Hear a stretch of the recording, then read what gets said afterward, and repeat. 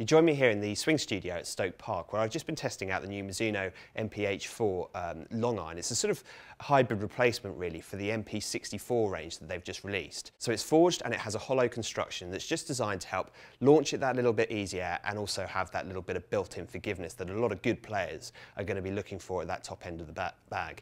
Now, there's a lot of golfers out there that when hybrids were introduced, they didn't really buy into the idea. They didn't like the idea of having some kind of crossover between an iron and a wood at that top end of the bag. And if you fall into that category, I strongly recommend going and taking one of these out for a spin, because they are so much easier to hit than a long iron. Equivalent 3 iron and MP-H4 would be daunting to look down on for most golfers. Certainly anyone who's not a regular pros, probably hitting balls on the range every day, is going to find that slightly daunting to look down on, especially in the winter when they're not playing a huge amount.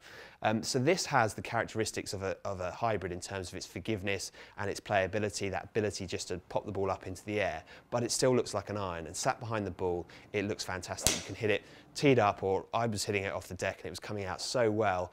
The impact sound was slightly louder, which as I kind of guessed what you'd expect from a hollow construction in the head, but that didn't put me off at all. It's certainly a golf club that I really enjoyed hitting, and I think if you're a sort of mid or low handicap golfer that's not bought into the hybrid idea but quite wants a forgiving longer club at the top end of the bag, well worth a go.